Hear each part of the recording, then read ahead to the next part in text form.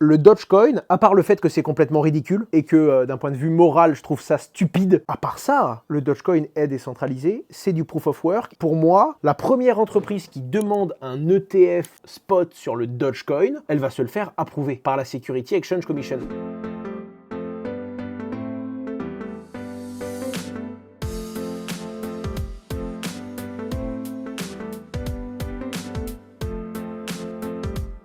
Des news de Tada, oui, Tada a annoncé pas mal de trucs. Je pense que vous avez vu, ça a leaké, hein. Ils sont sur le point d'aller sur la BNB Chain, donc de ne pas rester simplement sur l'écosystème Elrond, mais d'avoir une deuxième chaîne. Enfin, ça a été annoncé clairement, ça? Je crois. Oui, ils ont communiqué dessus. Bref. En tout cas, ils ont prévu de développer ça. Et surtout, le deuxième truc, c'est qu'ils vont enfin avoir l'application qui est live. Normalement, c'est prévu pour le mois prochain. Et quand l'application, elle est live, il y a enfin tous les protocoles on-chain. Donc, tout le lien entre l'application, qui pour la première fois est ouvert au grand public et pas seulement aux personnes qui étaient en bêta, et qui en plus fait que dès que vous faites une action, dès que vous achetez quelque chose, dès qu'il y a un client qui utilise Tada, ça va buyback des Tada au marché, ça commence. Donc, en fait, pour moi, leur tout premier pas live, il se fait le mois prochain. C'est là que ça commence vraiment. Et ils auront morflé hein, d'ici là-bas, vous le savez bien, hein, le token s'est pété la gueule, donc les gens gueulaient partout. Encore une fois, le prix du jeton, sachez-le quand même, hein, au début de chaque mois, c'est là où il y a la distribution des investisseurs et également la distribution de ceux qui ont gagné au launch pool de Multiversix. Donc le premier du mois, généralement, il y a beaucoup de gens qui touchent leur token et il y a des gens qui écrasent le token et qui le font baisser. Donc soyez prudents là-dessus, parce que c'est souvent là qu'il y a des mouvements à la baisse. C'est quoi les papiers accrochés avec toi? En fait, quand tu lances un projet crypto, généralement, tu mets en ligne ce qu'on appelle un white paper. Pour faire très simple, c'est l'équivalent d'un business model pour une entreprise, sauf que c'est pour une crypto. Donc c'est comment est-ce que ça fonctionne, comment est-ce que ça tourne, comment est-ce que ça marche, quel est le but, quels sont les objectifs et les technologies qui vont être empruntés pour satisfaire et pour essayer d'atteindre ce but. C'est ce qu'on appelle un white paper dans les cryptos. Après, tu as différents noms. Tu as par exemple le light paper, c'est un white paper mais en beaucoup plus court. Le yellow paper, qui est un paper qui ressemble au white paper mais uniquement sur des fonctions techniques et technologiques. Des différents protocoles qui vont être utilisés et des différentes fonctions que la blockchain va permettre. Ce qu'il y a derrière, les 9 pages là, c'est les 9 premières pages qui ont été publiées à l'époque, si je dis pas de bêtises, c'est sur Reddit ou sur Bitcoin Talk, qui sont la base même, le tout premier document officiel de Bitcoin. Pourquoi le choix de BNB sur Tada? Je vais laisser Tada répondre. De toute façon, le choix de Tada, c'est d'être cross-chain, d'être sur plusieurs chaînes. Parce qu'en fait, c'est simple. Quand tu es sur une seule chaîne, tu as une pool de liquidité qui dépend du token de la chaîne mère. Par exemple, actuellement, Tada, ils sont que sur Multiversix, donc la pool, c'est EGLD Tada. Si l'EGLD perd 20%, ça va affecter le token Tada. Il n'y a aucun moyen que ce soit dans l'autre sens. Pareil, si tu es que sur, je sais pas moi, Osmosis, sur l'écosystème Cosmos, si Osmosis plonge, ton token plonge aussi. Donc le meilleur moyen de maintenir ton prix et d'éviter que ça s'effondre, c'est d'être sur différentes chaînes et d'avoir des pools de liquidité avec différents tokens. Donc l'objectif de Tada, c'est d'être cross-chain de manière générale. Ils ont un outil sur lequel ils bossent depuis longtemps pour que ce soit cross-chain, mais ça prend trop de temps à développer. Donc en attendant que cet outil leur permette d'un coup d'être sur plusieurs blockchains, ils vont eux-mêmes développer manuellement un ou deux réseaux, je sais plus. Si tu devais quitter la France, quel pays choisirais-tu? Ça dépend de plein de choses. Ça dépend vraiment de plein de choses. Pourquoi est-ce que tu quittes? C'est ça la question. Pourquoi est-ce que tu quittes ton pays? En fonction de la réponse, je te dirais pas d'aller dans le même endroit. Si c'est pour entreprendre, j'aurais pas les mêmes choix. Si c'est pour la fiscalité, j'aurais pas les mêmes choix. Si c'est pour vivre, j'aurais ni le premier ni le deuxième choix. C'est pas du tout les mêmes choses que je ferais. Et puis ça dépend. Est-ce que tu es tout seul ou est-ce que tu as une famille? Est-ce que ça dépend de plein de choses, je pense. C'est d'ailleurs pour ça que l'un de mes projets de vie, c'est faire un petit tour du monde, aller dans 4, 5, 6, 7 pays, essayer de voir un peu avant de prendre une décision, quoi. Top 5 des pays que je voudrais visiter. J'adorerais visiter le Japon. Moi, je suis un dingue de culture japonaise. J'y ai jamais été. J'aime beaucoup la Chine, mais j'ai déjà fait. J'aurais kiffé, les gars, visiter la Russie, moi. Apparemment, c'est plus compliqué maintenant qu'avant, mais c'est la Russie, c'est vraiment quelque chose qui m'aurait plu. Laurent mon meilleur pote a été en Islande il y a peu de temps, j'aimerais bien faire l'Islande, ça m'a donné beaucoup envie. Le Canada, c'est vraiment quelque chose que j'aimerais faire et j'ai pas fait le Canada. J'ai fait beaucoup d'Amérique du Nord, mais j'ai pas fait le Canada. Et la Corée du Sud, je pense, ouais. Comment évaluer la valeur intrinsèque d'une crypto-monnaie? C'est trop compliqué, tu peux pas savoir. Déjà parce que 90% des crypto-monnaies se financent sur des objectifs, sur une promesse, sur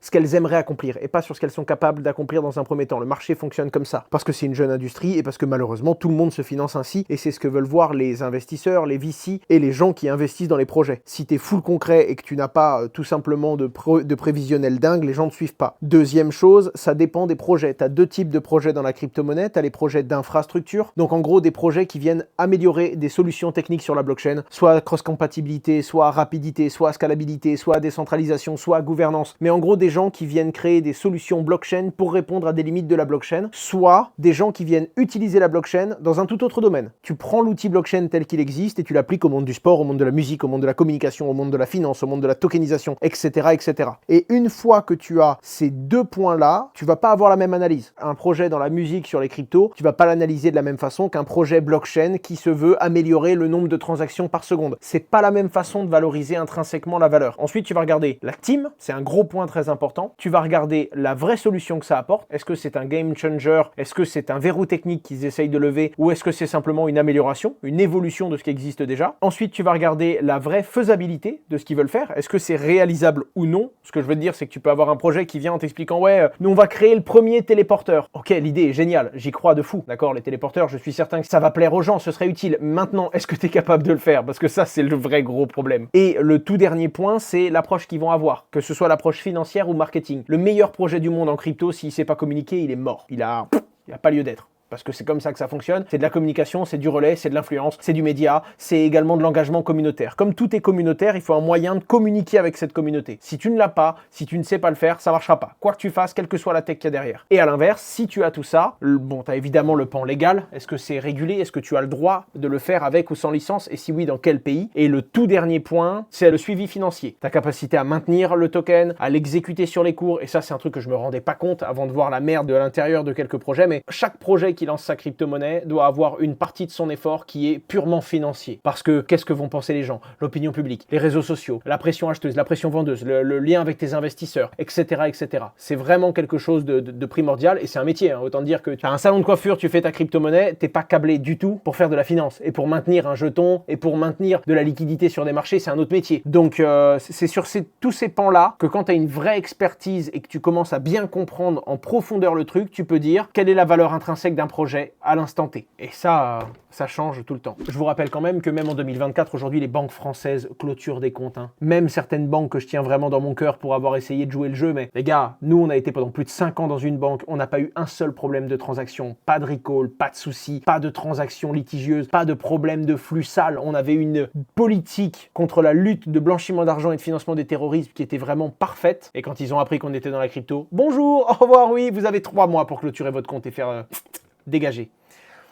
Fait mal au cul hein, quand tu reçois un mail le matin en mode « Bonjour, vous êtes dans la crypto, ouais, allez mourir !» On a failli sur plusieurs boîtes françaises, on a dû le faire sur d'autres, mais sur pas mal de nos boîtes, on a dû partir. Hein. La H Consulting, à la base, elle était en France et on n'a pas réussi à ouvrir un compte en banque. On a consulté plein de banques, toutes les banques nous ont dit non. Ça fait chier quand t'es entrepreneur, que t'as certaines boîtes en France, que t'as 90% de tes gars ici et que t'es obligé de mettre des boîtes à l'international parce que si t'es en France, t'as pas de compte en banque. Donc en gros, soit ton idée meurt, soit tu l'as fait ailleurs, ça fait chier. Lâche les noms, toutes les banques, presque toutes les banques. Il y a la Société Générale qui n'est pas dans ce camp-là, entre guillemets. Il y a Delubac qui est plutôt ouvert à ça. T'as Allkey qui est une banque qui est plutôt ouverte aux cryptos. À part ça, t'as très peu de banques. Hein. Toutes les autres, la quasi-majorité, même celles qui ont des projets crypto, si tu es dans la crypto-monnaie et que tu veux un compte en banque, tu vas te faire foutre. Hein. C'est simple, hein, c'est aussi simple que ça. Il y a même des gens qui m'ont dit que Boursorama bloquait des comptes parce qu'il y avait eu des transactions vers des sociétés crypto. Pour vous dire, hein, Boursorama a voulu poser des questions et geler une transaction parce qu'elle est venue vers l'une de nos sociétés crypto qui est elle-même à la Société Générale. Boursorama appartient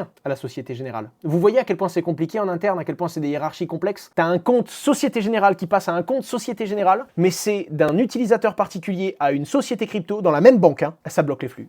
C'est un truc de fou. Je commence fortement à m'intéresser à la crypto. À partir de quel stade j'achète une Ledger? En vrai, moi je te dirais de l'acheter dès le début. Alors ça dépend. Si tu as prévu d'investir 50 € dans les cryptos dans toute ta vie, non, n'achète pas une Ledger. C'est con, ça va te coûter trop cher. Par contre, ne serait-ce que pour ton expérience, prendre l'habitude d'utiliser une Ledger quand tu fais tes transactions, ouvrir tes nouveaux portefeuilles avec des adresses sur tes Ledger pour te sécuriser, comprendre le fonctionnement, l'importance de la sécurité de ta clé privée. Pour moi, c'est le premier truc à faire. Donc en gros, si quelqu'un veut mettre quelques centaines ou quelques milliers d'euros, offrez-lui une Ledger pour son Noël, quoi, entre guillemets, quoi. C'est vraiment le truc que je recommande. Après, il y a des Ledgers qui sont les plus petites Ledgers sont à... Enfin, t'as un lien juste en dessous, hein, le lien de la communauté des menteurs.